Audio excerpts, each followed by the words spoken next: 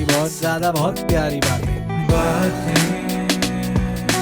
अच्छी बुरी मीठी तीखी बातें बातें बातें बातें विद दिव्यांश राणा। हेलो नमस्ते, एक बार फिर से यू आर वॉचिंग बातें विद दिव्यांश राणा। आज जो हमारे गेस्ट हैं बहुत ही क्रांतिकारी कवि हैं इस ज़माने में।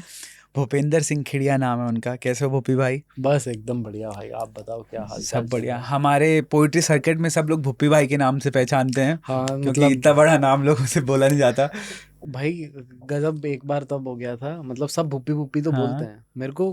हालांकि भिलवाड़ा में कोई भुप्पी नहीं बोलता था, तो ये मुंबई का दिया हुआ नाम अच्छा, है। गांव में क्या नाम था? गांव में भुप्सा बोलते हैं। क्या बात है, भूपसा तो और प्यारा है। हाँ, तो भुप्सा बोलते हैं। तो मोस्टली राजपूतों में ये सा जो हाँ, लगने सा का लगता है। ट्रेडिशन है, तो भुप्सा या भूपत। तो मेरी वो एक मम्मी, इज्जत देना मतलब। हाँ हाँ, Correct. तो वो उस हिसाब से बोला जाता है। यहाँ भुप्पी लोग बोलने लगे।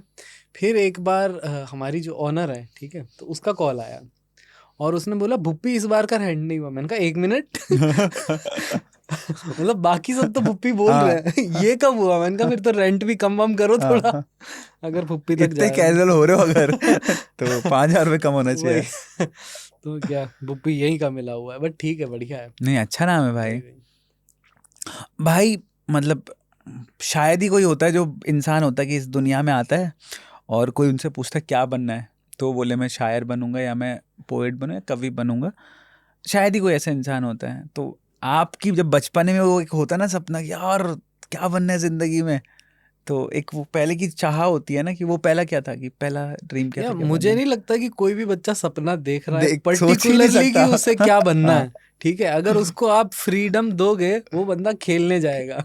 हाँ, ये बात भी है। ठीक है, ये मैनिफेस्ट करता है, सोसाइटी मैनिफेस्ट करती है, हमारे पेरेंट्स मैनिफेस्ट करते नहीं हैं। भाई, वो स्कूल में पूछते हैं ना बचपन में कि क्या बनना है, स्कूल में भी पूछना घर से कहीं ना कहीं आ जाता है। पेरेंट्स का एक एम्बिशन होता क्या है, सब लोगों के ना अपने छूटे हुए सपने रहते हैं, जो खुद पूरा नहीं कर पाता वो बच्चों पे लादना डाल चाहता देता। है। हाँ, मेरा बच्चा ही बनेगा। जैसे मतलब ये होता है कि जैसे पापा पुलिस में है, तो वो चाहेंगे कि मेरा बेटा ना सीधा ही ऊपर एक वाले रैंक पद ऊपर है। से शुरू हाँ। करे, है ना। तो वो चाहेंगे कि आईएएस बन जाए, आरएस बन आईपीएस जाए, बन हाँ, जाए, आरएस बन यूपीएससी जाए। क्लियर करे। तो सपने का तो ऐसा पर्टिकुलर, अगर अब मैं देखूं, क्योंकि अब थोड़े वो हो चुके हैं, मैच्योर भी हो चुके हैं और समझ आने लगा है, तो ऐसा कोई खास सपना इनिशियल लेवल पे नहीं था। खेल कूद रहे थे, मजा आ रहा था, और उसके कारण जो ये अंदर हम में भी मैनिफेस्ट हो गया था कि आईएएस बनना है। अच्छा, ये हाँ, आ गया था कि आईएएस बनना है, क्योंकि सुनते थे बार बार। और वो टाइम भी ऐसा चल रहा था कि आर्ट्स लेना गुनाह समझा जाता था। करेक्ट कि अरे अरे मतलब वो इज्जत कम हो जाती थी आपकी जबकि बड़े होते होते समझ आता है हाँ। यार, आर्ट लिटरली इंटरेस्टिंग बड़ी सब्जेक्ट बात है। है ना। Correct. इतने सारे आर्ट के सब्जेक्ट है, फाइन आर्ट्स में आप चले जाओ तो, और डेप्थ है उसमें भाई। मजा आने लगता है। करेक्ट। हालांकि इंडिया का कोर्स सिस्टम इतना बेकार तरीके से विकसित है कि उसको भी बोरिंग बना देते हैं, हाँ, ये बात तो सही है। है ना। उन्होंने रटवाने पे चले गए, अगर इम्प्रूव करते चले जाएं तो फिर भी मजा है। तो आईएएस का ये था। फिर बीच बीच में मेरी मम्मी के ऐसे होता था कि उनके हाथ बड़े दर्द करते थे, है ना। तो हर रात को वो ऐसे झनझनाते थे हाथ, तो सर्दी में और ज्यादा दर्द करते थे। हाँ, तो करेक्ट। वहां से मेरा एम्बिशन पहली बार चेंज हुआ था कि मैं डॉक्टर बनूंगा। अच्छा, आईएएस से आदमी वापस गया डॉक्टर बनने। वापस गया कि मैं डॉक्टर बनूंगा और एक ऐसा इंजेक्शन या फिर ऐसी दवाई विकसित करूंगा। पता नहीं था डॉक्टर और साइंटिस्ट में भी फर्क है ना, फर्क है। लेकिन हाँ कि ऐसी दवाई हाँ, एक कि ऐसा चाह है कि इंजेक्शन माँ को ठीक करना है बना बस। लूंगा कि हाँ, कि माँ जो ये रात को इतना ज्यादा दर्द सह रही है वो ना हो। और कभी कभी ऐसा होता था ना, लोग माएँ बोल देती हैं, है ना, कि तुम खुद के पैरों पे खड़े हो जाओ या अच्छा Correct. काम कर लो, कल को मैं नहीं रहूंगी, हाँ, मरता ये तो हर कोई है। हाँ, तो तब और आता था कि नहीं, मरता कैसे है, हम हाँ। ऐसा इंजेक्शन बना लेंगे कि इंसान हमेशा मरेगा। जवान रहोगी, ना मरोगी, है ना। पैरेलली हम दादी को देख रहे हैं कि बूढ़ी हैं, तो हम ये भी नहीं चाहते कि माँ कभी बूढ़ी हो। करेक्ट। पर खैर, पेरेंट्स बूढ़े होते हैं। हाँ, और भाई अभी तो जब आप परिवार से दूर होते हो ना, आपको घर जाने की सबसे बड़ी तकलीफ ही लगती है कि आपको माँ बाप ना ऐसे बूढ़े दिखते हैं अभी। बिल्कुल यार, मुझे लगता है इससे बड़ा दर्द हो नहीं सकता कि आप अपनी आंखों से देख रहे हो कि आपके माँ बाप यार बूढ़े हो रहे हैं। करेक्ट। उनकी स्किन आपको दिखेगी कि थोड़ी लूज हो रही है, बाल सफेद होने और लगे क्योंकि हैं। आपने अपनी दादियों को देखा है तो आपको और दिखते कि यार ये चमड़ी धीरे धीरे धीरे जा और रही है। लटकने लगेगी। तो खौफ भाई, यही इस कारण सत्य से है। तो मैंने ये डिसाइड किया, क्योंकि बीच में एक टाइम ऐसा था कि मैं घर बहुत कम जा रहा था, कि काम करते रहते हैं, कुछ लिखते रहते हैं, फ्रीडम एंजॉय करते हैं कंप्लीटली। फिर अब ऐसा पता चलता है कि नहीं यार, कहीं इसमें खो गए, इस फेज को भी उनके साथ हमें जीना है। भाई मुझे ना एक चीज इतनी हिट की ना एक टाइम पे, हम्म। कि फॉर एग्जाम्पल एक त्योहार ही माना, मतलब एक त्योहार मान लो, अब होली है चलो, अगर आप देखोगे ना, मुश्किल से 20 25 या 30 होलियां बची हैं जिसमें हमारे माँ बाप हमारे साथ रहेंगे। बिल्कुल यार। मुश्किल से 20 25 होली। और सबने हर साल के एक एक त्योहार भी उसमें वो डिसाइड कर लिए हैं। हम सारे त्योहार भी कहाँ मना कहाँ रहे हैं, मना रहे हैं? एक एक होली भी अगर हम यूं काउंट करेंगे वो भी पूरी नहीं मना रहे हैं। जैसे बिहार के लोगों ने डिसाइड कर लिया है कि हमें छठ पे घर जाना है, घर जाना है, करेक्ट। राजस्थानियों ने डिसाइड कर लिया है हमें दिवाली पे घर जाना है, और उसी हिसाब से जा रहे हैं। हम सारे त्योहार मना भी नहीं नहीं मना रहे, रहे। तो गिने चुने ही कुछ त्योहार हैं, कुछ साल हैं जो हम लिटरली, और ये देख के तो बिल्कुल डर लगता है भाई। और भाई कितना प्यारा कॉन्सेप्ट बनाया ना लोगों ने, जिसने भी बनाया, कि त्योहार का मतलब था कि सब लोग इकट्ठे होंगे वापस से, चाहे आप कितना काम करो। और हम लोगों ने समझदारी में आते आते हमने उन कॉन्सेप्टों को दूर कर दिया कि चलो नहीं जाते इस बार घर। पर जिसने शुरुआत की थी कॉन्सेप्ट्स की, कि हर एक त्योहार में आप परिवार इकट्ठा होता है आपका, कि आप कितने भी दूर हो। नहीं, उसका मुझे एक रीजन तो ये भी लगता है कि पहले के टाइम में एंटरटेनमेंट का सोर्स फिर वही था। इकट्ठे होके गप्पे हमारे मारना। पास एंटरटेनमेंट के सोर्स आ चुके हैं। एक तो करेक्ट। सबसे बड़ा सोर्स फोन ही हो गया। रील देखने से ध्यान हटे तो पता चले हाँ कि, सही बात है। है ना, अगर आप एक पूरे दिन हाथ से मोबाइल हटा लो तो ऐसा लगेगा कि बड़ी बोरियत हो रही है हाँ ये बात जिंदगी भी में है। कुछ रह नहीं गया। फोन नहीं हुआ, तीसरा हाथ समझ में आता है करेक्ट। अपन को। हाँ और भाई सिर्फ रील्स भी नहीं है, आपका कोई भी काम है। मैं आज की डेट में मैं पेन पेपर पे नहीं लिख रहा, बिल्कुल। मैं नोट्स पे लिख रहा हूँ। और मैं तो कदर करता हूँ उन लोगों की जो नोट्स में लिख रहे हैं। देखो, शायर लोग या पोइट लोग अक्सर कहते हैं कि जो डायरी का फील है हाँ वो अलग ही है, लेकिन ऐसा कुछ नहीं है। धीरे धीरे देखते हो कि आदत पड़ जाती है तो आपके थॉट भी बड़े आराम से करेक्ट। निकलते हैं। और एक सबसे बड़ा ईज ये रहता है कि ये जो डिलीट करके वापस लिख सकते हो ना, हाँ ये तो ये ब्रह्मास्त्र काटाभूसी है नहीं भाई। दिखानी है। तो मुझे लगता है कि यार बढ़िया है, फोन में लिखा जा रहा है करेक्ट। तो। और दूसरा, उसके लिए फिर पेपर की बचत हो रही है। करेक्ट, एकदम करेक्ट। और भाई टेक्नोलॉजी बनी इसलिए कि आपकी जो खराब चीजें थी या कमियां थी उसको कैसे बेटर कर सके, सेम पेपर एट बच द रहा है। सेम टाइम अगर आप बैकअप रख रहे हो, ठीक है, तो वो जो किताबों के फटने खो जाने का एक बहुत बड़ा डर था वो भी खत्म हो गया। खत्म हो गया। और आई क्लाउड है आज की डेट आई में। क्लाउड है भाई।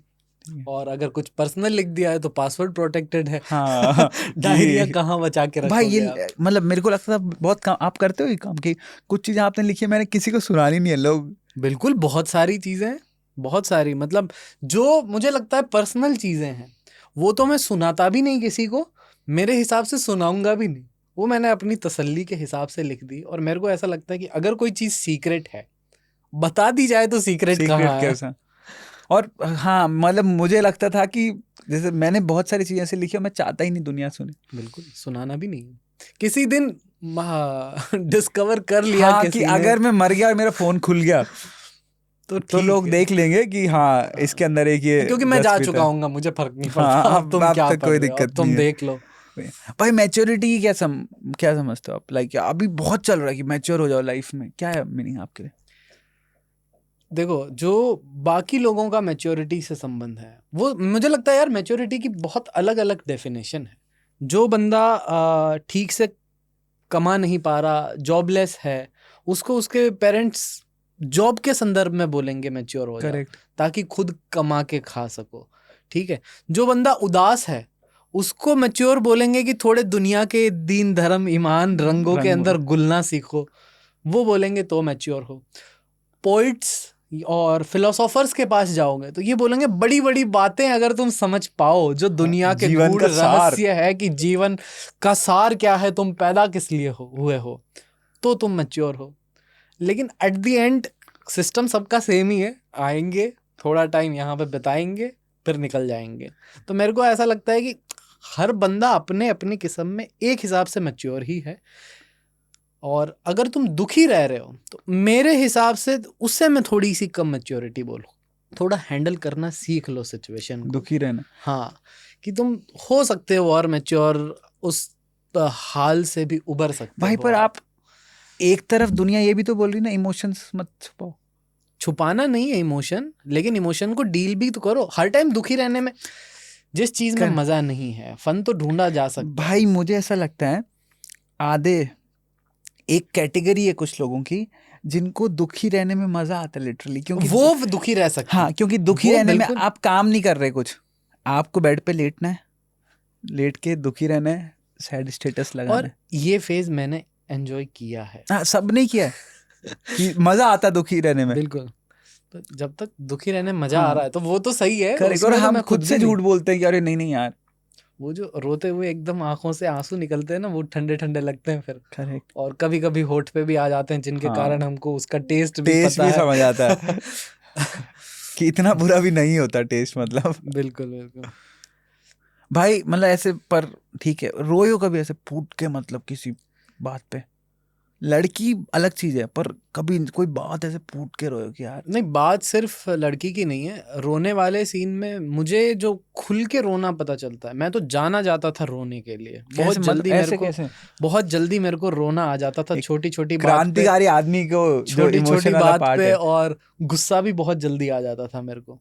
तो मेरा ऐसा होता था कि नाक एकदम फड़फड़ाने, यूं थरथराने लगता था, और गुस्से के अंदर आंसू आए जा रहे हैं। अब मैं कुछ बोलना चाह रहा हूँ तो उस बोलने के कारण ना आवाज भी ठीक नहीं निकलती। हाँ, गुस्से आपका में वो पिच सिसकियां खराब चल हो रही जाता है। होती। तो बहुत बार जब मेरे को डांट भी पड़ती थी और मैं रो रहा होता था, तो मुझे रोता देख के मेरे पापा मम्मी हंसने लग जाते थे कि कम से कम ठीक बोल ले, ये क्या यही चल रहा है। तो पहले बहुत रोता था। फिर धीरे धीरे ये है कि अगर आप फिलोसॉफी की तरफ आना शुरू करते हो तो धीरे धीरे ना उतनी ज़्यादा खुशी महसूस होने लगती है, ना ही उतना ज़्यादा दुख महसूस होने लगता है।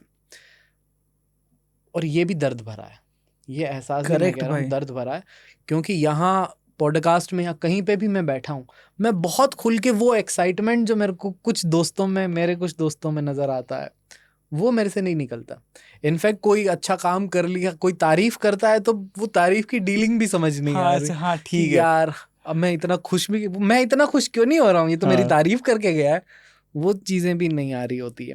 तो अब मेरे साथ ये चलता है कि फेजेस चलते हैं दुखी होने के, मतलब ऐसे रोने के।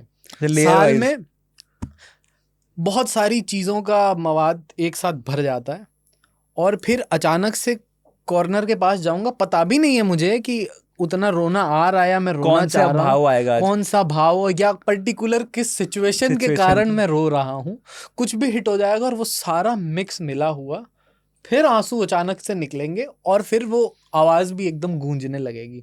आप चाहते हो कि यार अब रोते हुए आवाज़ ना निकले, लेकिन निकल जाती है वो। तो अब ऐसा होता है, मेरा इंस्टॉलमेंट में रोना निकलता है 6 महीने, 7 महीने, 8 महीने में एक बार, और वो ऑटोमेटिकली आ जाता है। और सबसे बड़ा ऐसे दर्द क्या लगता है कि यार ये लाइफ में रह गया या फिर ये छूट गया, ऐसा कुछ है? छूट गया तो नहीं, लेकिन कांस्टेंट चल रहा है वो दर्द। यही है कि क्योंकि सपनों की एक आग आ गई है ना, कि कुछ करना है, तो मुंबई में बैठे हुए हैं और कविताएं भी लिख रहे हैं, चलो इस मामले में अच्छा भी कर रहे हैं, लेकिन इस कारण जो घर से दूर रहना पड़ रहा है, और वो जो अलगाव एक फील कर रहा हूँ ना मैं, कि अलग अलग जगह बैठे हुए हैं।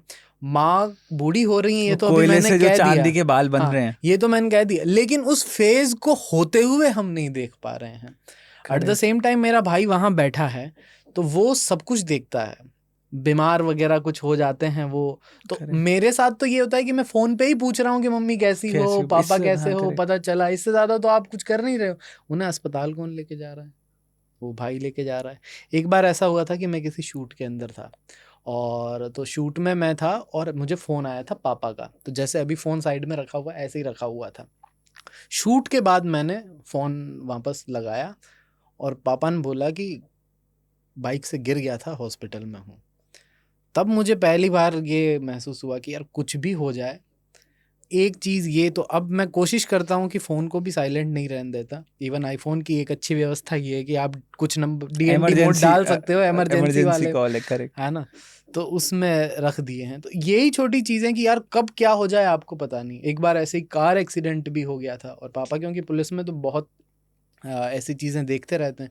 एट द सेम टाइम अभी बीमार हुए थे डेंगू में, उनका प्लेटलेट्स वगैरह बहुत कम हो हाँ। गया था, तो भैया जाके साथ रहा है अजमेर, तो वो खाना बना रहा था और ये सारी, तो कहीं ना कहीं मेरे को लगता है बहुत चीज़ें बहुत ज़्यादा तौर पे मिस हो रही हैं। तो बहुत जल्दी मैं कुछ ऐसा करना चाहता हूँ कि यार उधर से भी काम अगर बहुत अच्छे से चल रहा हो ना तो वो हो जाए। और भाई ये जो है ना, जितने यंगस्टर्स हैं जो ख्वाब लेके आए हैं बम्बई, सब इस बात पे भाग रहे हैं कि यार, एक ऐसी किसी ने लाइन लिखी थी कि थोड़ा जल्दी कामयाब कर दे मालिक, माँ बाप को बूढ़ा होता हुआ अब देखा नहीं देखा जाता। नहीं जाता। वाह। कि आपको क्या हो रहा है कि वो एक इमोशन है ना यार, कि शायद 10 साल बाद मिले कामयाबी, मम्मी पापा रहेंगे कि नहीं रहेंगे उस वक्त, और अचार डालूंगा क्या उस टाइम अच्छा, का। एग्जैक्टली क्या करेंगे भाई जब इन लोगों के साथ हम, जिनके साथ हमें समय बिताना है, जिनके लिए कामयाब करना है। होना चाह रहे हैं, और इतना लंबा समय हमने गुजार दिया उनके बिना, और फिर अचानक से, खुदा ना करे भगवान Correct. ना करे, अचानक से अगर एक खबर आए तो आप तो टूट जाओगे वही। बिल्कुल। और भाई एज अ आर्टिस्ट अगर आप देखो, आपको अपने लिए कुछ नहीं चाहिए होता, आप दो बिल्कुल। रोटी में खुश हो, आपके पास कमरा है, रहने के लिए सब है। आपको तो अपने माँ बाप, आपके अपने लोगों को दिखाना है ना, कि वो लोग बोले अरे ये तेरा दोस्त है, बिल्कुल आपका बिल्कुल। बेटा है। कि मैं वो चाहता हूँ कि मेरा परिवार जाने की यार, हाँ यार हमारा बच्चा बड़ा हो गया, काबिल बन गया। आप तो कैसी भी लाइफ जी लेते हो, आप खुश रहते हो। आप ऐसे नहीं कि मैं रोल्स रॉयस का ही दरवाजा खोलूंगा। हम्म, बिल्कुल यार, ये तो तो अपने रिश्ते संभाल लो, कोशिश। और एक और बात है, अभी मैं पता नहीं कौन सी किताब पढ़ रहा था भाई, वो समरीज आती यूट्यूब पे, तो उस पर एक बात लिखी हुई थी कि माँ बाप के साथ रहना और बहुत ज़्यादा कामयाब होना, दोनों बराबर ही कामयाबी है। बिल्कुल। ये तो हमने सीन क्या है कि फैंटेसाइज किया है इन सालों में, जब से सिनेमा बना है, करेक्ट, हमने पॉपुलर होने को सक्सेस से तोल दिया तोल है। दिया है। करेक्ट, जबकि ऐसा कुछ, हर आदमी अगर देखा जाएगा जो अपने हालातों में खुश रह पा रहा है या कुछ ना कुछ कर रहा है, वो सक्सेसफुल ही है। करेक्ट भाई। और आदमी एज ए पर्सन तो सक्सेसफुल और फेलियर होता ही नहीं है। सिचुएशंस होती है जिनमें आप फेल करते हो, करेक्ट, कुछ सिचुएशंस होती जिनमें आप सक्सीड करते हो। सक्सीड करते हो। आप थोड़ी फेलियर हो यार। करेक्ट, इतनी चीजें आपने अच्छी कर की, ली, आप कैसे कह सकते हो कि अब आप फेल? फेलियर हो। भाई मैंने ना एक बार 2 लाइन लिखी थी कि मेहनत करते रहना, लेकिन ना कि कामयाबी जैसा कुछ है ही नहीं, आहा, हम जहाँ तक पहुँचते हैं ना उतनी कहानी होती है। वाह वाह, क्या बात है। मतलब शायरी कुछ नहीं, बस बात है कि आपको जिंदगी भर मेहनत करनी है, पर कामयाबी जैसा कुछ है नहीं। और बिल्कुल। दुनिया में जितने बड़े लोग हैं, अगर आप देखोगे, फॉर एग्जांपल अंबानी जी भी हैं, वो भी कुछ कोई एक बात पे होंगे कोई चीज तो मिस कि यार रह ही मुझे ये जाती है। करनी है। आपने वो शेर सुना होगा, उसका पीछे का रीजन यही था। एक तो मैं यहाँ घर आ गया था, घर से दूर आ गया था मुंबई, और उधर मेरी दादी की भी डेथ हो गई थी, तो फिर उनसे मिलना, और फिर ये सारी चीजें मैं देख रहा था कि यार दुख कहीं ना कहीं वहां भी मुझे उतना ही 50% आप एक जगह खुश रहते हो, बस 50% उस दुख में जगह से रहते हो। नाराज रहते हो, 50% इधर भी वही सीन था मुंबई के अंदर भी। तो फिर फाइनली जब एनालाइज कर रहा था, वो जो पंक्ति थी कि अ, आखिर में मर जाएंगे सब लोग अपनी अपनी मौत, क्या बात। सभी को किसी न किसी बात का मलाल रह जाएगा। तो वो लिखी ही एग्जैक्टली तब थी, और वो वायरल होने और लगी उस। आपने ना पहले एक पेज पे से कोड बना के डाली थी ना ये लाइन। यस यस यस, हाँ, तो पहले आपने कोड डाली, बाद बिल्कुल। में आपने हाँ, पोएट्री मैंने डाली। जिस दिन आया मैंने स्टोरी में और कोट वो वैसे ही डाली पोस्ट थी, करके उसके बाद वीडियो कभी थोड़े परफॉर्म टाइम बाद किया। हाँ वो परफॉर्म की थी। और ये जो आप कह रहे हो ना कि घर का मलाल, अभी आपने कहा कि सबके दिल में एक छोटी सी टीस, कोई कितना ही अमीर ही क्यों ना क्यों हो, ना हो। लेकिन कुछ ना कुछ उसका भी छूटा हुआ है, वो क्या? लगता है। वो मुंबई आके मुझे भी लगा तब। एक छोटी सी कविता थी कि मंजिल दर मंजिल बदलती है मंजिल, मंजिल, बस एक चाह बदल जाने की देरी है। आप कुछ और चाह लो तो आपकी फिर मंजिल बदल मंजिल गई। बदल जाएगी, मंजिल दर मंजिल बदलती है मंजिल, मंजिल बस एक चाह बदलने की देरी तेरी है। है।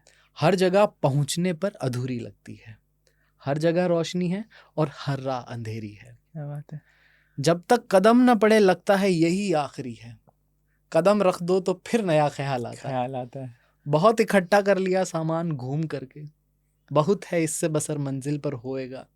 100 मंजिला बिल्डिंग पे 100वां घर अपना, थका हारा किसी तरह पहुंचना चाहता हूँ, मगर एक बार जो पहुंच भी गया रुक भी गया, जरा सी देर में नया ख्याल आता है कि लिया है साथ जो कुछ उसमें कमी होएगी, कल खुद ब खुद घटता ही चला जाएगा।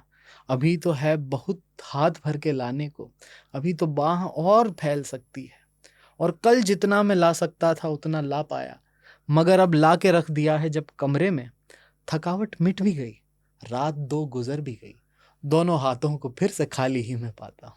क्या बात है भाई। तो ये भी तभी लिखी थी क्योंकि देखा यार कि हर दिन हर रात में एक नया सपना आ जाता है आपको, कुछ Correct. और बनने का ख्याल नया। भी आ जाता है, ये भी कर सकता हूँ। आप भी जैसे आप लिखते हो, आपके दिन आप एक्टिंग भी करते हो, कभी आपको म्यूजिक का भी शौक लग ही जाता है बिल्कुल कि चढ़ेगा, यार क्यों ये नहीं चढ़ेगा। वही ना। तो ऐसा नहीं है, मुझे लगता है कि लोग जो ये पकड़ के बैठ जाते हैं कि मैं शायद इस दुनिया में इसी पर्टिकुलर चीज के लिए पैदा हुआ हूँ, वहां वो खुद को लिमिट करता है, और इसके कारण बहुत लोग निराश होते हैं क्योंकि एक ही पर्टिकुलर चीज के पीछे भाग रहे हो तो मिलने के चांसेस भी कम हो गए हैं।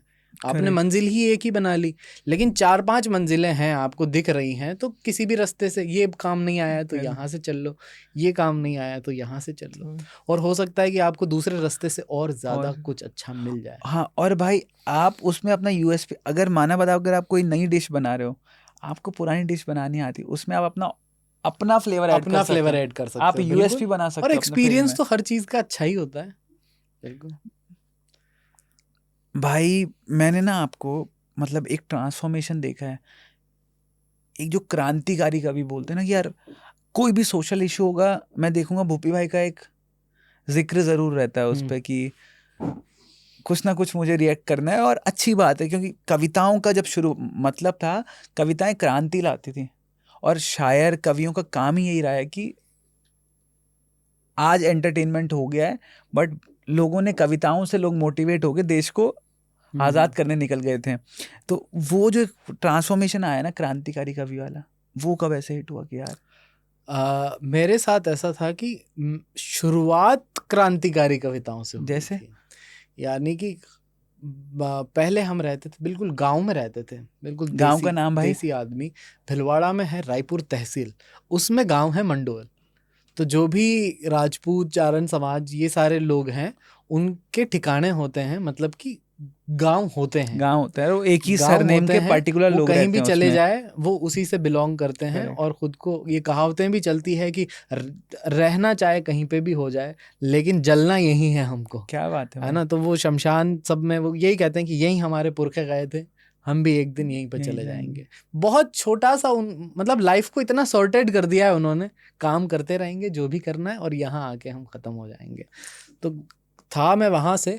और छोटे शहरों में अगर आप रहते हो तो आप देखते हो, एक खेतीहर किसान को देखते हो, गरीबी तो आपको सीधी एक बहन लगती है, हाँ, सामने कि ही नॉर्मल दिखती ही है। है, ये तो सबके साथ ही है। जब हम फिल्मों में देख रहे थे बड़ी बड़ी हवेलियां, हम सामने तब तक कच्चे घर गए नहीं हैं, गोबर के मकान हाँ, बने आज भी हुए नहीं ही गए हैं। हमारा पुराना, बहुत पुराना वाला घर, वो भी अभी तक उसी से बना हुआ है। मेरी दादी को शौक था तो उन्होंने उसी को सीमेंट से भी पुतवा दिया। अच्छा। तो वहाँ जब आप देखते हो ना छोटी छोटी सी चीज़ें, और समाज के बहुत सारे पैमानों से आप एग्री नहीं करते हो, रीज़न आप एडुकेट हो रहे हो साथ में, किताबें जो दिखा रही है उससे जो गांव की सोसाइटी चल रही तो है बहुत फर्क है। बहुत अलग है।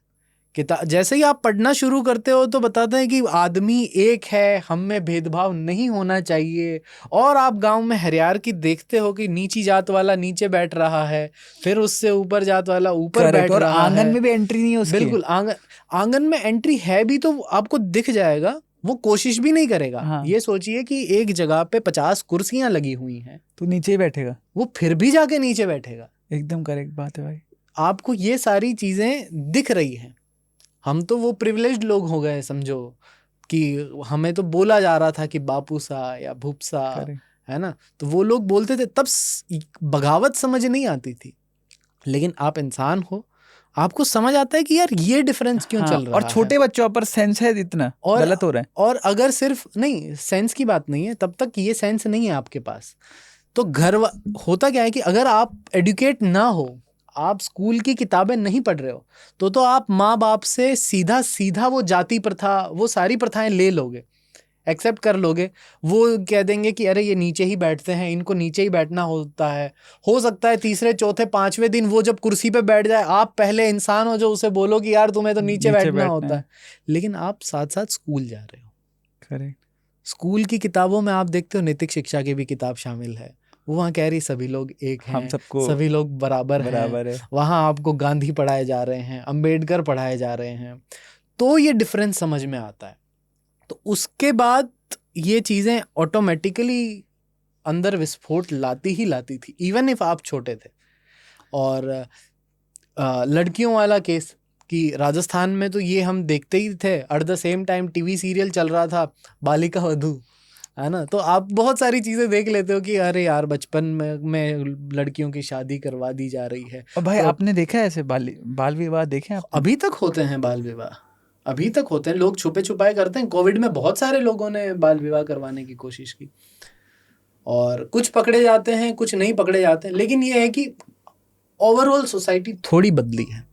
एक बदलाव आया, पर हाँ जो है हाँ, चीजें एक चल रही हैं बदलाव आजकल। आया है, और रेगुलर आवाज उठाना इसलिए जरूरी है ताकि वो बदलाव आता रहे। मेंटेन ऐसा नहीं, होता वरना रहेगी इंसान में चेंजेस ऐसा का। होता है कि कभी कभी पीछे मुड़ के भी देख लेता है हाँ कि फिर से वहां चले क्या, है ना। तो जब भी कोई केस होता है, जैसे अभी एक अनफॉर्चुनेट केस हुआ था कोलकाता वाला, है ना, तो जब भी ऐसे कुछ केसेस होते हैं तो इनका परिणाम ये होना चाहिए कि एक सोसाइटी कलेक्टिवली एक शर्मिंदगी महसूस करे कि हमारे बीच में ऐसे जानवर कैसे पनप पा रहे हैं, ठीक है। लेकिन उसका अपोजिट इफेक्ट ज्यादा पड़ जाता है समाज पे। लोग क्या करते हैं कि ये तो देखते हैं कि हुआ जो बहुत गलत हुआ, लेकिन फिर अपनी बच्ची को देखेंगे या लड़की को देखेंगे, बेटी को देखेंगे या बहन को देखेंगे, तो वो ये कह देंगे कि यार तू ना बाहर मत निकला कर, लोग समाज बड़ा बेकार है।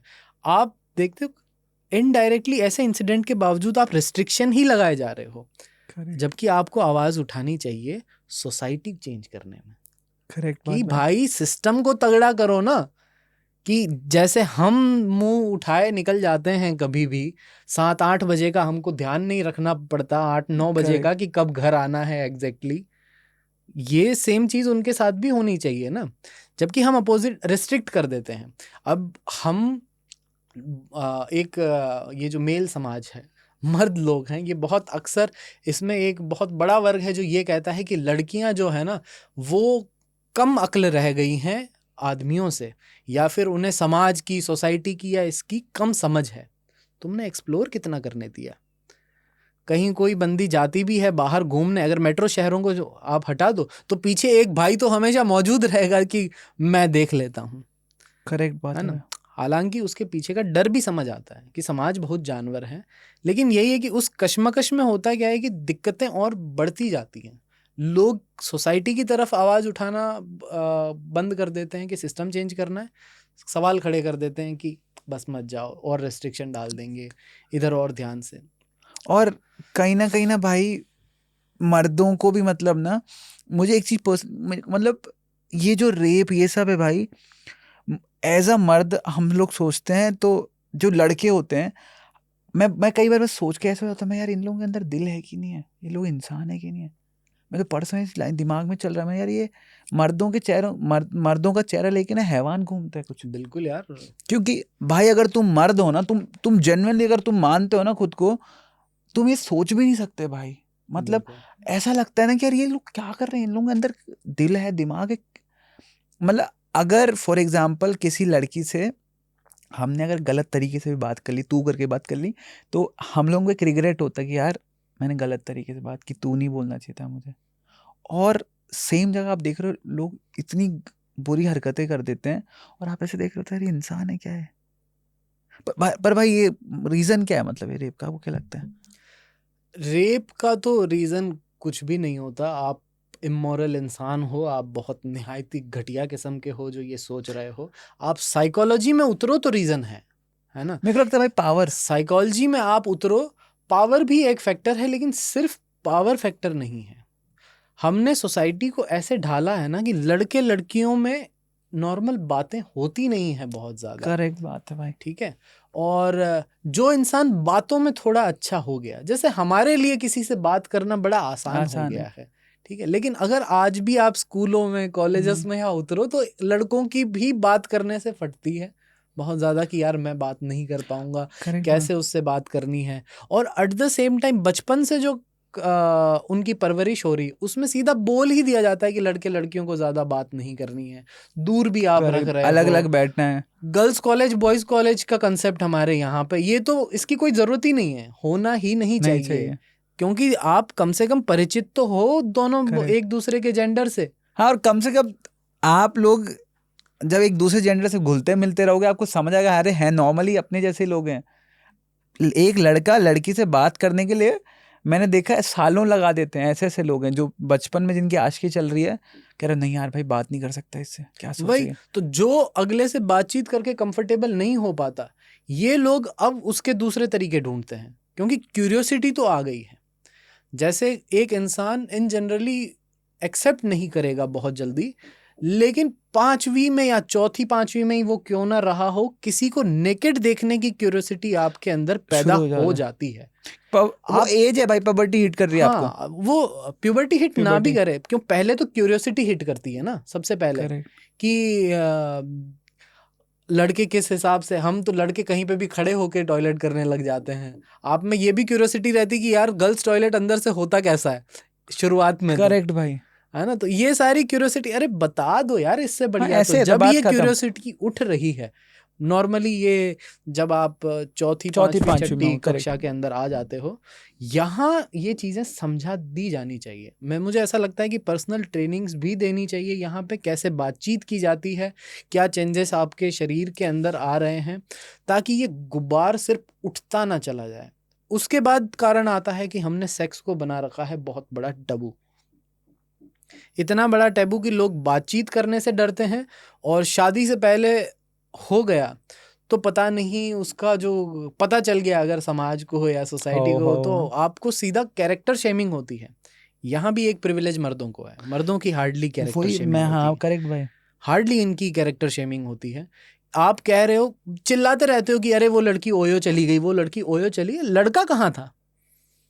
करेक्ट भाई, ये जो पावर की जो दिमाग में डाल दिया गया है ना लोग, मर्दों के साथ सबसे खराब ये चीज, जो मर्दों को ये पावर वाला दिखा दिया गया है ना भाई, तुम पावरफुल हो चीजों में, यहाँ से चीजें खराब होती है। मुझे लगता है सिर्फ पावरफुल भी नहीं है, लड़कों को बुद्धू बनाया गया है। करेक्ट, पेट्रियार्की के नाम पे पूरा मर्द समाज बुद्धू बना है। एकदम सही आप बात है। एक सिस्टम लेके आए हो, वो सिस्टम ये कहता है कि लड़कियों को पर्दे में रहना चाहिए या फिर घर में रहना चाहिए, बहुत आसानी से घुलना मिलना नहीं चाहिए, लड़कों से बात नहीं करना चाहिए। आप ये कहते वक्त सोच रहे हो अपने घर की औरतों के बारे में कि ये बाहर नहीं जाएगी और सेफ रहेगी, ठीक है, लेकिन एट द सेम टाइम आप वंचित हो गए हो किसी और लड़की से बात करने में।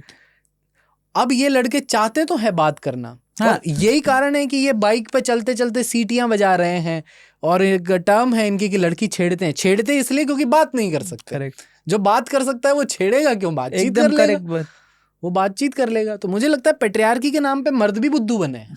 करेक्ट, क्योंकि आपने पर्दे, अगर आप खुद सोचो कि सबको अगर आप अंदर कैद करते जाओगे तो आपके लिए भी कोई मादा अवेलेबल नहीं है। करेक्ट बात है, आपके लिए भी अवेलेबल नहीं है। तो पावर फैक्टर कुछ भी नहीं, आपने सेक्स को टबू करोगे तो फिर चीजें ना, गलत सोर्स भी बहुत सारे आ गए हैं। और इंडियंस के साथ तो मैं, क्योंकि जब भी ऐसी चीज होती है तो सबसे पहला सवाल ये उठता है कि पोर्नोग्राफी बैन होनी चाहिए। मुझे लगता है कि पोर्नोग्राफी ने बहुत ज्यादा इस समाज को थोड़ा कहीं सुधार रखा है, इंसान ना ही वेश्यावृत्ति ने बहुत ज्यादा इसको कुछ बेकार किया है। क्योंकि अगर आप में बहुत ज्यादा गुबार उठा ही है, कुछ शैतान किस्म के लोग हैं, वो वहां एटलीस्ट पहुंच सकते हैं, ठीक है, वो इतना बड़ा टबू नहीं रह जाता। जब इन चीज़ों पे इतनी रोक लगती है तो इंडिया वाले लोग क्या करते हैं, क्योंकि इनको इंडियन कंटेंट का पॉर्न नहीं इनको मिल रहा है तो इनको चाहिए वैसा, ये इन्होंने टेलीग्राम को पूरा का पूरा MMS साइट बना रखा है। और अब लोगों का, इंडिया वालों का पर्सनली इंटरेस्ट डेवलप हो गया है रियल कंटेंट में। किसी का चोरी छुपे स्पाई वीडियो बना दो, किसी का कुछ और शेयर कर दो। ये जो मेंटालिटी क्रिएट कर रहा है ना चुपके देखने की, उससे वॉयलेंस बहुत ज़्यादा बढ़ भी रहा है। मुझे लगता है कि ये जो कल्चर चल रहा है एक बहुत लोगों के अंदर, जैसे ही कोई घटना भी घटती है, शर्मिंदगी की बात होती, कोई रेप की घटना घटती है और पॉर्न साइट्स पे वो ट्रेंड कर रहा होता है कि लोग देखना चाह रहे हैं, और कम नंबर नहीं है उस चीज का भी, कम नंबर नहीं। जो सामने स्वीकार नहीं कर रहे हैं वो बैक में सर्च कर रहे हैं। मुझे लगता है कि हाँ, एमएमएस वगैरह किसी पे का एमएमएस आता है तो यस, इस पे प्रॉपर पुलिस बैठानी ही चाहिए आपको। एक प्रॉपर आप सिस्टम बना दो जो कंप्लीट इस चीज को ही टैकल करे। करेक्ट। और इसमें लड़कियों के साथ खामियाजा और ज्यादा होता है। लड़के को तो एमएमएस में कोई चेक भी नहीं कर रहा। कौन है क्या है, जैसे ही किसी इन्फ्लुएंसर हुई या फिर किसी भी लड़की का कोई भी एमएमएस गलती से कभी वायरल हो जाता है, आप देखोगे वहां से आप इस सोसाइटी की असलियत देख सकते हो। 5 दिन, 6 दिन, 8 दिन, उस 8-10 दिन के अंदर उनके फॉलोवर बेस पहुंच जाता है मिलियन पे। 1 मिलियन के करीब लोग ये काम कर रहे हैं। मतलब मैं इस टॉपिक पे ना थोड़ा सा वैसे कंट्रोल कर रहा हूँ ना बोलूं, बट हाँ एकदम करेक्ट है कि भाई 1 मिलियन उनके कमेंट्स देखो आप तो सिर्फ वही दिखेंगे आपको, सिर्फ वही, ठीक है। और लोग उनको मतलब, और ब्रांड्स को ही पता है उनको बिल्कुल गलत नजर से ही देख रहे हैं। और यार आप हो फिर उस घटिया समाज का हिस्सा, आप देख लो 100%। यहाँ भी बहुत बार लड़के बोल देते हैं not all man, not all man, लेकिन खामियाजा कौन भुगत रही हैं? लड़कियां ज्यादा भुगत रही हैं। करेक्ट। तो वो बोल सकती है, क्यों नहीं बोल सकती? कलेक्टिव समाज को जिन चीजों पे शर्मिंदगी महसूस होनी चाहिए, होनी भी चाहिए भाई ना, मतलब होनी चाहिए, बिल्कुल अगर होनी चाहिए। मैं माना बात, फॉर एग्जांपल 2 लोग अच्छे हैं 2 लोग खराब हैं, तो जब बोलते हैं ना मर्द अच्छे होते हैं तो हम सभी सुनते हैं ना, जब बोलेंगे खराब है तो है, ये भी सुनो, ताकि 2 अच्छे तीसरे को फर्क पड़े। बिल्कुल। जब आप इन्फ्लुएंसर्स पे तो इल्जाम डाल देते हो किसी लोगों पे और पे, Correct. लेकिन जब आपकी माएँ आपकी बहनों से बोलती है कि बाहर लड़कों वगैरह पे किसी पे भरोसा नहीं करना, वो तो अनफिल्टर्ड ही बोल Correct. रही है ना। वो उन्हें ये बोलेगी कि नहीं नहीं सारे लड़के बुरे नहीं होते, ये कह के नहीं भेजा नहीं जाता बोला भाई। जाता किसी को, कहने का भाव समझो, करेक्ट। ये है। अब जब आज कलेक्टिव फ्रस्ट्रेशन डेवलप हो गई है तो आप उसे सुन लो। और भाई सिर्फ एक ही दिल्ली पूरा क्या है कि दिल्ली तो खराब शहर, अरे पूरा दिल्ली थोड़ा ना ऐसा है, वही कुछ लोग। और भाई मैं परसों में इसके बाद ना केस के बाद मैं रात को दिमाग में बैठ के ही समझ रहा था, मेरे को कहीं ना कहीं लगता है भाई कि हमारे कुछ लड़के हैं इस दुनिया, दरिंदे ही बोल सकते हैं उन्हें, बिल्कुल दरिंदा। तो उनको ना एक दिमाग में एक चीज बैठ गई है कि हम इनसे थोड़े पावरफुल तो हैं, कि हम किसी के साथ करेंगे तो हमारे पास सिस्टम है, पावर है, ये जिस वजह से आपने जो बात बोली कि हम पागल बन गए, पावर की जगह पे हम लोग पागल बन गए, और लोग ये गलत हरकतें कर लेते हैं। कि अगर उसके दिमाग में एक डर होगा ना भाई कि नहीं मैं सोच ही नहीं सकता, द मोमेंट आपको आया कि आपके पास एक पावर है भाई। बिल्कुल यार, मतलब मुझे ऐसा लगता है ऐसे में तो एग्जाम्पल सेट करने के लिए इन जनरली मैं सपोर्ट नहीं करता कि कैपिटल पनिशमेंट वगैरह का बहुत ज़्यादा, कि हर इंसान में सुधार की गुंजाइश होती है, लेकिन सोसाइटी को एक ऑर्डर में रखने के लिए डर की भी बहुत ज़्यादा ज़रूरत है। करेक्ट। वरना पुलिस क्यों होती है आपके पास? ये करेक्ट। कोर्ट कचहरियाँ क्यों होती?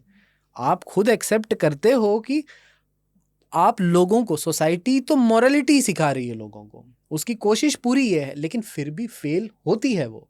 करेक्ट। और इसलिए डर का होना भी बहुत जरूरी है। और हम जब ऐसा घटिया केस होता है उसकी सजा सुनाने में 10, 12, 25, 35 साल ले लेते हैं यार। तुम इंस्टेंट दो खत्म। और भाई उस जगह पे तुम, मतलब वही है ना कि एक डर का एक चीज, अगर आपने किसी को एक बार डरा दिया ना तो आने वाले पीढ़ियां याद रखती कि उसके साथ ये हुआ था।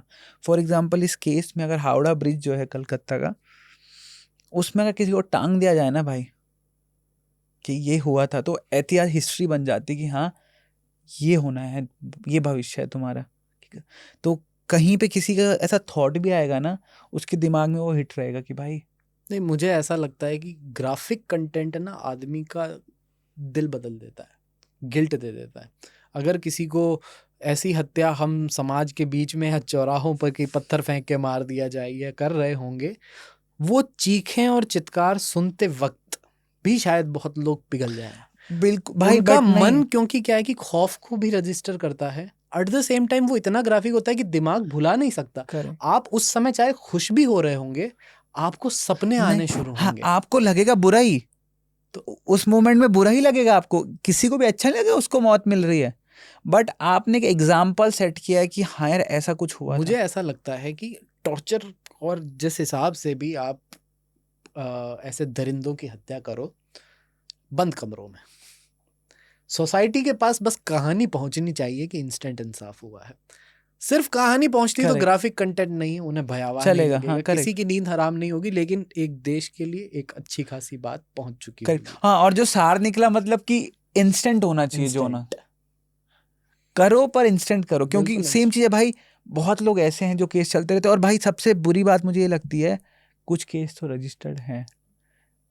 90% टाइम तो इंडिया में कोई लड़की होगी कभी रजिस्टर करवाएगी ही नहीं केस। सोसाइटी ने माहौल ऐसा बना रखा है ना कि जो रेप से या दरिंदों के हाथों से नहीं मरती, वो जिसका बलात्कार हुआ है वो खुद लड़की गिल्ट खाती है कि मैं मुंह कैसे दिखाऊंगी समाज को। अरे Correct. मुंह दिखाने की बात तो उन पे आती है, करेक्ट, किया तो उन्होंने गलत है। तो जिसे दरिंदे नहीं मारते उनको समाज मार देता है। क्योंकि आप भी देखते हो, इसका आपको उदाहरण भी सोसाइटी के अंदर ही दिखता है कि उनकी शादियां कराने में फिर से दिक्कत हो जाती है, और फिर लोग पेरेंट्स ये कहते हैं अब इसकी शादी कैसे होगी यहाँ, जबकि उनके दिमाग में ये आना चाहिए कि नहीं भी हो तो क्या यार, सही शादी बात के है। बिना जिंदगियां नहीं चलती। चल रही है सबकी। और शब्द आप देखो हमारे बॉलीवुड ने जो हमको परोसे हैं कि उसकी इज्जत लूट ली। इज्जत कैसे लूट लेता है कोई किसी की? कितनी फालतू बात है ना। ये इज्जत थी क्या? मैंने कभी अपनी डिक्शनरी में इस शब्द को डाला ही नहीं कि इज्जत कैसे लूट सकते हो भाई आप।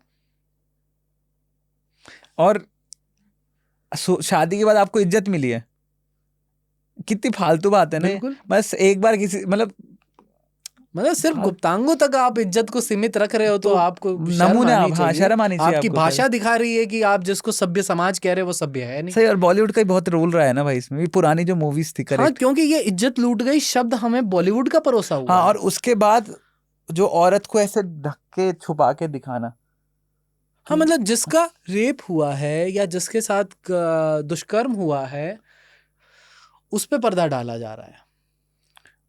और करेक्ट भाई, और विलन को ऐसे ही दिखाया फिर है।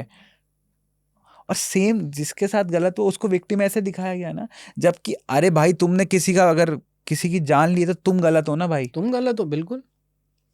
बस कहीं ना कहीं वो वही ग्राफिक वाली बात आ गई ना। वही ग्राफिक वाली, और एट द सेम टाइम यार औरतों को आप पर्दे में इसलिए भी डाल रहे हो, जैसा समाज है ना उसमें पर्दा रखना दिखता है, इसलिए क्योंकि ये रजिस्टर करते हैं चेहरा, ये खिल्ली उड़ाएंगे इसके साथ हुआ था, Correct. इसके साथ हुआ था, बहुत लोगों को चेहरा पता चल जाएगा। समाज के कारण ये सब किया जा रहा है, लेकिन कायदे से ये होना नहीं चाहिए। हम लोगों को ना कहीं गुस्सा ना लड़कों के अंदर भरा रहता है ये चीज का, कि यार ये हुआ तो बहुत गलत, और हम लोग इस पे बोल रहे हैं या नहीं बोल रहे हैं, पर हमको पर्सनल लेवल पे हिट करता है, क्योंकि हमारा भी परिवार है, बिल्कुल। हमें भी पता है। और जो अपने परिवार से प्यार करता है वो तो सबसे पहले उसका खून खौल उठेगा। मुझे तो लगता है कि राखी के ट्रेडिशन को भी बदलने की अब जरूरत आ गई है, कि भाई अपनी बहन को तो अपने दिमाग में प्रोटेक्ट कर ही लेता है, अब राखियां किसी और को भिजवाओ कि तुम्हारी रक्षा भी करेंगे भाई। हाँ, और राखी का मतलब कॉन्सेप्ट कि तुम्हें अपनी बहन की नहीं, तुम्हें सबकी बहनों की रक्षा करनी है। अब आप सबकी, मतलब राखी का कॉन्सेप्ट अपनी जगह हाँ, अच्छा है, उसे अब अपडेट भी कर दिया जाए Correct. तो एक जिम्मेदारी फील होने लगेगी। और भाई सोचो ना, अगर सब सबकी रक्षा कर लें, इतनी जिम्मेदारी समझ लें, बात ही खत्म हो जाएगी। वही। और लड़कों को अपना ईगो छोड़ना पड़ेगा भाई, बहुत सारी चीज़ों के अंदर। प्यार में चोट खाते हैं तो क्राइम करते हैं, समाज से चोट खाते हैं तो क्राइम करने लगते हैं, निजी तौर पे अपने फिलोसॉफी में कुछ चोट खाते हैं तो क्राइम करने लगते हैं। भाई इतना इम्पोर्टेंट नहीं है, दुनिया तुम्हारे इर्द गिर्द नहीं घूम रही है। करेक्ट, थोड़ा समझ लो समाज को भी, कोई इंसान की अगले की भी वैल्यू है। और चीजों को लेट इट गो करना नहीं आता लड़कों को। सबसे बड़ी दिक्कत ये है मर्दों की, कोई बात हो गई तो चीजें छोड़नी होती, आगे बढ़ना होता है। भाई आप देखना, सालों सालों तक लोग, मर्द, रोने वाली बातें अलग है, रोते होते हैं, सालों सालों तक सेम चीज पकड़ के बैठे रहते हैं। उसका भी कारण यही है कि आपने जो औरतों और आदमियों को अलग रखा है ना, बच्चा रहता है शुरुआत में माँ के पास, हार्डली कोई बच्चा इविल होता है।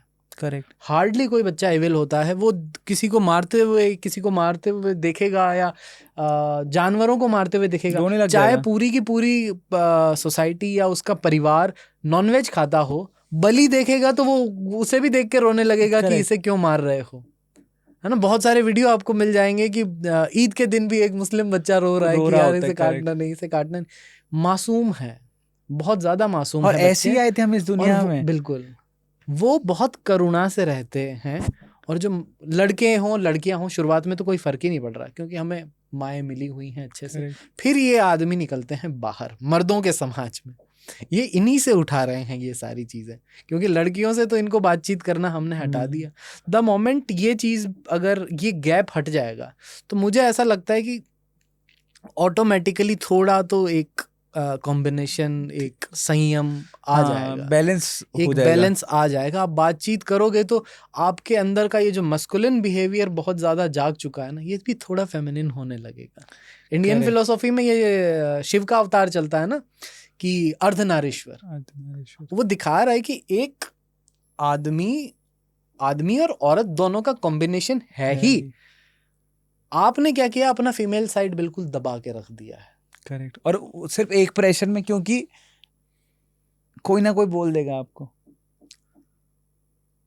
और क्या ही बोल देगा यार भाई। जैसे पर्सनल लेवल मैं बोलूँ ना, आज मेरी दाढ़ी इतनी अच्छी नहीं आती, मेरी बहुत अच्छी।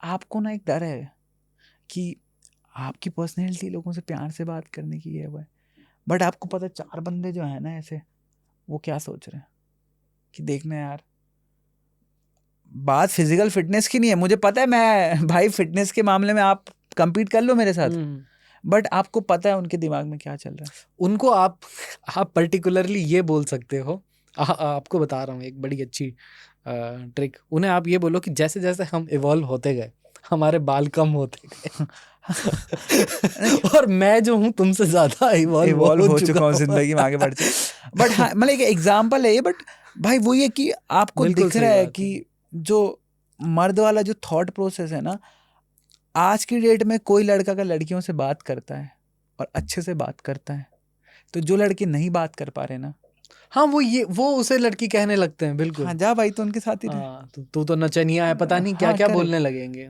सही कि बात है। अगर आप अच्छे डांसर हो, आपने एक स्किल को बहुत टाइम दिया सीखने के लिए, भाई आप डांसर पेट से नहीं निकलते, आप एक आर्ट फॉर्म को वक्त देते हो। बट मेरे बहुत सारे डांसर्स दोस्त हैं, उनके लिटरली फोटो पे कमेंट रहते नचनी, और मेरे भाई वो DID जीता हुआ है वो डांस दीवाने जीता हुआ है, तुम कैसे किसी की फोटो पे नचनिया लिख सकते हो भाई। और आप देखना नचनिया मतलब आपने फीमेल पे जगह, आपने एक शब्द में फीमेल आप कर दिया, गाली जो दे रहे हो वो भी देखो, फीमेल पे चले गए। आपको लगता ही नहीं लड़का होना गाली है, आपको लगता है लड़के में लड़की के कैरेक्टरिस्टिक्स आ गए तो ये गाली हो गई। गालियों में तो खैर पूरा समाज ही झलकता है। हाँ करेक्ट, कि आप पापा के लिए गाली नहीं होगी, आपकी माँ के लिए गाली माँ होगी, की बहन आपकी की बहन गाली, के क्योंकि लिए आपको गाली पता है होगी। आपको बुरा ही वो लगेगा। और एक कारण यहाँ भी हम ला सकते हैं, गालियों में भी बहुत जगह धमकियां रेप की ही है। करेक्ट। कि तेरी माँ, हाँ तेरी बहन, हाँ वो गालियां, उन गालियों का मतलब यही निकल रहा है हाँ ना। करेक्ट, गालियों में ही रेप है, एकदम करेक्ट गालियों में ही रेप है आपने। ना। और तुम इस वोकेब के साथ कह रहे हो कि कुछ नहीं, गालियां तो इंसान बस ऐसे ही फ्रस्ट्रेट होके दे देता है। सबकॉन्शियस में चीजें और आपका फ्रस्ट्रेशन दिखता है कि आप कहाँ निकालना चाहते हो। और एक लेयर अंदर की बात है भाई, ये मतलब लेयर के अंदरों की बिल्कुल, बात है, हाँ। यहाँ से शुरुआत हो रही है चीजों यहाँ की। से शुरुआत होती है और बहुत सबकॉन्शियस वे में हिट होती है ये, ऐसा नहीं है पर्टिकुलरली दिख के इसका इफेक्ट नहीं है। आएगा, कभी नहीं आएगा, करेक्ट। हाँ, लेकिन समाज में कलेक्टिव इसका भी इफेक्ट है। आपकी गालियों से आप देख सकते हो कि अभी तक हम कहाँ पहुंचे हैं। करेक्ट भाई। राजस्थान, आपकी परवरिश राजस्थान की रही है। बिल्कुल बिल्कुल। फिर दिल्ली रहे आप? नहीं दिल्ली नहीं, मैं राजस्थान से सीधा मुंबई आया। तो आप UPSC का तैयारी कब सोचे? UPSC की तैयारी का तो, अरे ये तो बहुत बचपने के टाइम वाले थॉट प्रोसेस चल रहे थे। पर भाई बड़ी कौन सी क्लास की बात है? पापा पुलिस में थे। ये तो मतलब सेकंड थर्ड के अराउंड। भाई अगर आप सेकंड थर्ड में UPSC सोच रहे हो ना, आप यकीन मानना, आप जिस अपब्रिंगिंग से आ रहे हो ना, वो एजुकेशनल वाइज बहुत ऊपर थी। क्योंकि मैं जानता हूँ 9वीं 10वीं के बाद आपको पता लगता है कि UPSC कुछ है। अच्छा, क्योंकि जहाँ मैं परवरिश में था यहाँ अपब्रिंगिंग से ज्यादा ये कि मेरे पापा पुलिस में थे। पुलिस में थे। हाँ, एक पार्ट ये भी हो सकता है कि हाँ वो देख रहे थे कि अफसरों को वो पुलिस में थे और वो उन्हें अफसरों की सुननी पड़ती सुननी थी। पड़ा। हाँ, तो ठीक है? तो बेटा उन्हें अपने दिखता को है कि हाँ अफसर को, तो उनके दिमाग में सक्सेस की डेफिनेशन भी यही है कि ये देखो जिसका रौब है समाज पे, जिसका दबदबा है जिसका सिस्टम समाज, है जिसका सिस्टम है, जो कुछ भी कर सकता है, 4 लोग बात सुनते हैं, है ना, तो ये एक सक्सेस है। हमारे फिर थोड़े क्राइटेरिया चेंज हुए सक्सेस के। जैसे हमारा सक्सेस का क्राइटेरिया ये हो गया कि मेरा जो आर्ट है उसको दुनिया पसंद करे, पसंद करें। चाहे, और मैं भी क्योंकि मुझे अच्छा लगता है तो बड़ा इजी तरीके से करता ही रहूंगा, कभी Correct. इसमें दुखी नहीं होऊंगा। अगर दुखी हुए तो लिख लेंगे फिर हाँ, से। तो इन चीजों से आपका टकराव भी होता ही है फैमिली से शुरुआत के Correct. अंदर, तो कि यार ये क्या काम कर रहे हो, शुरुआत क्या, एक सबकॉन्शियस में तो चलता ही रहता है। हाँ, तो राजस्थान से सीधा मुंबई आ गए आप? हाँ, राजस्थान से मैं आया मुंबई, और मुंबई में ऐसा था कि पहले लड़ाई हुई, थोड़ी लड़ाई मतलब कहा सुनी पापा से। जैसे पापा लोग असंतुष्ट होते हैं कि यार हाँ, तुम कि बिल्कुल ही अलग ही इतना दूर कौन लाइन, जाएगा। हाँ अलग ही लाइन चूज करने जा रहे हो, और हमारा जो सपना था कि आईएएस बनेगा या आरएस बनेगा, कभी कहता था डॉक्टर बनूंगा, तुम तो सब छोड़ के अचानक से ये गेम कब शिफ्ट हुआ, हमें तो पता भी नहीं चला, और कह रहे हो कि जाना है। हाँ, और उन्हें भी पता है, और सीन क्या है कि बॉलीवुड लाइन की थोड़ी छवि तो बेकार गई हुई है क्योंकि सोसाइटी में। वो क्योंकि मूवी देखते हैं, हाँ एक तो बुरी, बहुत है जगह ही, बुरी मतलब है ही। हाँ, और छवि बेकार गई भी हुई है। तो पापा ने, होता क्या है जब पापा लोग रूठते हैं या नाराज होते हैं तो उनकी टेक्निक ये होती है वो बात करना बंद कर देते हैं। हाँ, तो पापा ने बात करना बंद कर दिया, और अब पापा की जो बात थी वो मम्मी के थ्रू आ रही थी। हाँ, तो कि उसको बोलना जरा। उसको बोलना ये कि ये क्या कर रहा है ये। और अब बच्चा भी, हम भी थोड़े माँ के साथ आसानी से खुल जाते, तो माँ कहते हैं मम्मा आप पापा मना करेंगे हाँ, तो कि भी उनको जाऊंगा। कि आप भी उनको बोल देना। हाँ, तो पापा, तो मैंने पहली बार, मतलब पापा की तो एक भी बात, पापा भी नहीं पापा जी बोलते हैं हम, तो पापा जी की तो एक भी बात कभी हमने कोई टाली ही नहीं। अकेला ये डिसीजन होगा जब पहली बार पापा की बात, पहली बार क्रांति वाला। पहली बार बात टाली गई। मम्मी को ये बोला कि पापा जी को बोलना कि मना करेंगे तो भी मैं तो अभी तो जाऊंगा। जब ये पापा जी के पास पहुंची तो पापा ने कहा यार अब जब ले दे के जाना ही है इसे फाइनली, पापा तारा सिंह तो पाकिस्तान जाएगा ही। तो मैं साथ चलूंगा। अच्छा, यहाँ मेरे पापा, मतलब उनमें ऐसा है कि इस मामले में मैं लकी कि कितना ही अपोज मेरे पापा कर लें, वो एक वे में बहुत समझदार और सपोर्टिव, और पुलिस है, दुनिया देखी है उन्होंने, करेक्ट। बड़ी आसानी से समझ भी गए और बोला अब जाएगा तो कहाँ जाएगा बता। मुंबई में हमारे Correct. परिवार का एक भी बंदा नहीं, एक भी बंदा नहीं, तो गांव के कुछ एक आध रहते थे, तो उन्होंने बोला कि रुक मैं चलता हूँ।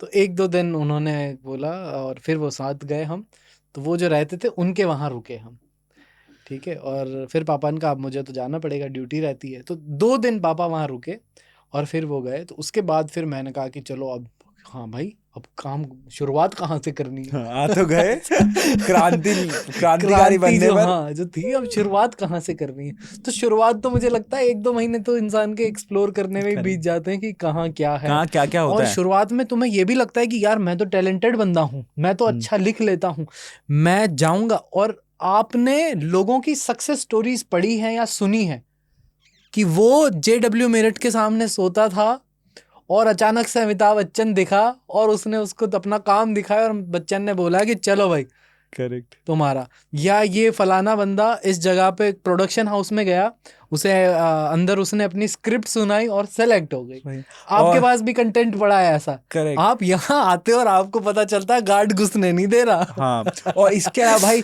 ये तो चलो कहानियां थी, आपको पता है ये हैबिटेट है, यही 10 मिलियन का वीडियो वायरल हुआ है, आप भी यही परफॉर्म कर रहे हो। कविताओं का हालांकि मेरा सेंस ये नहीं था कि कभी भी वायरलिटी, इनफैक्ट आपको कविता मैं बहुत पहले से लिखता था, आपने कहीं और भी ना डिस्कस ही किया था मैंने ना? हैबिटेट ऐसे डिस्कवर किया कि कोई वहाँ वायरल हुआ था, मुझे पता ही नहीं था।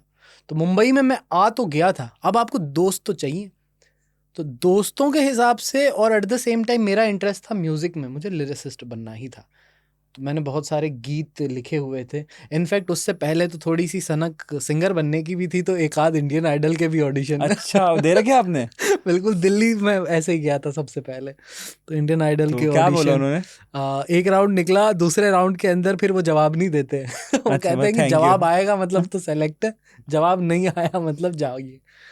तो इंडियन आइडल का वैसे था, उतनी अच्छी आवाज़ थी भी नहीं, लेकिन लिखता मैं अच्छा पर था। अच्छी बात है ये समझना ना। हाँ वही, तो लिखता मैं अच्छा था, तो फिर मैंने कहा यहाँ राइटिंग में, और फिर हैबिटेट का ऐसा नहीं था, तो मैंने कहा दोस्त बनाने, तो म्यूज़िक ग्रुप, क्योंकि लिरिक्स वगैरह मैं लिखता ही था, तो एक म्यूज़िक जैम इन नाम से कुछ मीटअप होता था, यहाँ गैदरिंग होती थी, तो उसमें गया मैं पहली बार। तो वहाँ कुछ दोस्त बने, और क्योंकि मैं लिखता था तो वहाँ बहुत ज़्यादा परफॉर्म करने का ऐसे नहीं, मैं गा के ऐसे सुनाता था, तो वहाँ पहली बार मुझे एक बंदे ने सजेस्ट किया कि यार यहाँ ओपन माइक पोइट्री के भी होते हैं, और तुम क्योंकि अच्छा लिखते हो, तो परफॉर्म पहली बार हैबिटेट का मुझे वहाँ से पता चला। और फिर हैबिटेट के अंदर तो वो सारे लोग मिले, उससे पहले शायद एक आध कुछ लोग वायरल हो चुके थे, लेकिन उसी साल के अंतराल में ही हुए थे कि मेरे आसपास के लोग सब। हाँ, करीब करीब सारे लोग जो भी वायरल होना शुरू हुए थे, और उसके बाद स्पिल पोइट्री और ये जो थे, तो उनसे ट्रेंड भी, शुरू हुआ हाँ, था। तो उसमें मेरी भी एक कविता रिकॉर्ड हुई। और हैबिटेट तो ऐसा हुआ कि पहले दिन मैं गया, दूसरे दिन तो मेरी वो जो आप देखते हो लेदर जैकेट वाली जिसमें दोहे पढ़ रहा अच्छा हूँ, वही वो दूसरे ही दिन रिकॉर्ड हुई है। हैबिटेट में ऐसा होता था कि जो बहुत अच्छा लगता था वहाँ पे, तो शुरुआत में उसकी वीडियो रिकॉर्ड की जाती रिकॉर्ड थी, की जाती तो थी। एक फीचर्ड परफॉर्मर होता था, बाकी सारे ओपन माइकर होते थे। तो मैं पहले दिन ओपन माइक में था, दूसरे दिन Feature। रिकॉर्डिंग में था, फीचर पॉइंट। तो वो रिकॉर्डिंग चल रही, तो बहुत सारे दोस्त जो अभी कुछ लोग हैं, उनका फर्स्ट इंप्रेशन भी ये वाला कि एक बंदा लेदर जैकेट के अंदर एक दिख रहा है अच्छा खासा, और एक फीचर परफॉर्मर है ना। तो बहुत सारे लोग तो बातचीत करने से खुद डर रहे थे। हाँ कि तो रिकॉर्डिंग के बाद पहल हुई, काफ़ी लोग मिले गीत लिखने वाले, और उसके बाद जब कविताएं और हमारी भी एक आध गई, फिर वहां से तो ट्रेंड उठता देखा है हमने। ये जो जवान यूथ के अंदर कविता लिखना शुरू हुआ है, इतनी तो कविताएं लोग कभी लिखते ही नहीं थे। और भाई एक और चीज़ है, पर्सनल आपका इम्पैक्ट क्या रहा है हमेशा, कि फॉर एग्जांपल मैंने 90s के बारे में लिखा, मैंने कार्टून्स का जिक्र किया पर्सनल लेवल पे, आपने ना लोगों को याद दिलाया कि ये जो दिनकर साहब थे, या फिर प्रेमचंद जी थे, या फिर मैथिली शरण गुप्ता जी थे, या मतलब कोई भी हिंदी पोइट थे पुराने, आज भी आप वैसी पोइट्रीज लिख सकते हो। महादेवी वर्मा जी थी, तो आपने कहीं ना कहीं एक वो डाला कि क्योंकि बाकी जो आर्टिस्ट परफॉर्म कर रहे थे वो कहीं ना कहीं या तो वो उर्दू शायरियाँ लग रही थी, या फिर वो आज जो हमने पोइट्रीज को डेवलप किया, लाइक कि राइमिंग ना भी हो तो भी हाँ, बात spoken word, पहुंच। yes। पर आपने जो हिंदी कविताएं जो बोलते हैं ना, आपने जो हिंदी कविताएं पकड़ के लाई कि हाँ यार इस दौर में भी कोई लिख सकता है और वैसा ही लिख सकता है। क्योंकि नॉर्थ इंडियंस की भाषा में हिंदी ज्यादा घुली हुई Correct। है, और शुद्धता बहुत है एज कंपेयर टू हाँ, साउथ। साउथ में तो हिंदी तो आती ही नहीं है आती साउथ नहीं है, इंडियंस में, बट लेकिन स्टिल जो ये रीजन है, राजस्थान हो गया, यूपी हो गया, बिहार हो गया, दिल्ली हो गया, करेक्ट, है ना, इवन हरियाणा भी हो हरियाणा गया, हो थोड़ा गया, डायलेक्ट चेंज आता है, हाँ, लेकिन पर हिंदी हिंदी शब्द ही शुद्ध घुले है, हुए हैं। करेक्ट, समझ है हिंदी की। और उनके जो देसी शब्द हैं, जैसे मराठी तो Correct। स्पेशली आपको ऐसा लगेगा जब मराठी शुद्ध बोली जाती है, हिंदी समझते हो तो फिर भी मराठी आपको Correct। थोड़ी सी कम समझ आए, लेकिन अगर संस्कृत आपने कभी हल्की फुल्की भी पढ़ी है तो आपको पूरी मराठी समझ आने समझ आती, लगेगी, करेक्ट क्योंकि शुद्ध हिंदी के करीब है मराठी। करेक्ट। और हमारी बाकी भाषाएं भी जो ये जो बोली हैं, ब्रज हो गई, मैथिली हो गई, बिल्कुल, ये कहीं ना कहीं भाई आपको हिंदी की शुद्धता बढ़ाने में मदद ही करती है। इन भाषाओं से हिंदी बनी है मिलके ना, करेक्ट हिंदी और उर्दू दोनों ही करेक्ट, हाँ वहीं से exact। बनी है। और सीन क्या है कि क्योंकि भारत में एक ही ट्रेंड चल उठा था या चल रहा है, अभी तक भी चला ही जा रहा है, कि इंग्लिश मीडियम मतलब बेटर एजुकेशन, कूल, हाँ, तो लोग हिंदी से थोड़ा परहेज कर भी रहे थे। मुंबई में आके मुझे पहली बार कुछ ऐसे लोग तक मिले जिनको हिंदी स्क्रिप्ट पढ़ना ही नहीं आता, करेक्ट उन्होंने हिंदी को इतना ऑप्शनल की तरह ट्रीट किया।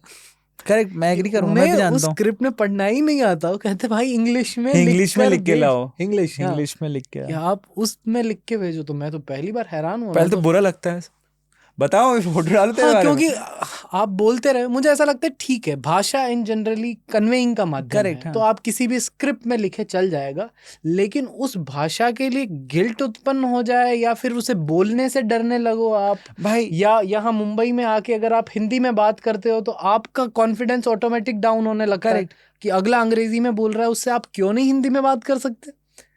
समझ तो वो भी सकता है हिंदी में, लेकिन एक्सपेक्ट कर रहे हैं कि अंग्रेजी के अंदर बात करेगा। तो ये जो लैंग्वेज का गिल्ट दे दिया है ना, तो मेरे साथ ऐसा सीन था कि मैं हालांकि कॉन्वेंट से पढ़ा हूँ, सेंट पॉल के अंदर था मैं, लेकिन हिंदी से जो वो बना रहा है कि एक तो मम्मी मेरी मारवाड़ी बोलती है, तो मारवाड़ी भी अच्छी खासी आती है, पापा के साथ हिंदी में ही बात की जाती थी, दादी मेवाड़ी बोलती है, तो ऐसे करके राजस्थान की भी करीब करीब बहुत सारी लैंग्वेजेस मुझे इन जनरली आती थी। और यहाँ आके फिर मारवाड़ी के भी कुछ शब्द मैं इस्तेमाल करता था, और डायलेक्ट जो जैसा आता है अंग्रेजी वालों से हम बात ही नहीं कर पाते थे। शुरुआत में तो मुझे भी लगता था कि यार ये कमतर होना है क्या, बट जैसे जैसे मैच्योरिटी आती है आप में, तो आप समझ सकते हो कि यार एक नीरज चोपड़ा पदक भी जीत सकता है, फिर भी एट बोल द सकता सेम टाइम वो अपनी भाषा उतने ही कॉन्फिडेंस के साथ बोल सकता है। हाँ, हिंदी में और बात करो। करेक्ट भाई, ये जो इंग्लिश हिंदी में वो एहसास से कमतरी बोलते हैं ना शब्द को, हाँ, कि जब आप ये नहीं आना कम चाहिए। समझते हो, यहाँ Yes, आप हारते हो इंसान, आप एज ए इंसान ना आप खुद से यहाँ हारते हो, बिल्कुल। जो बहुत ही गलत बात है भाई। वक्त की थोड़ी पाबंदी हमारे भी Yes, भाई। कोई शायरी मैं चाहूंगा कि कुछ अगर आप सुनाना चाहो आज, कोई अच्छा। शेर, कोई कविताएं, जो आपका मन हो।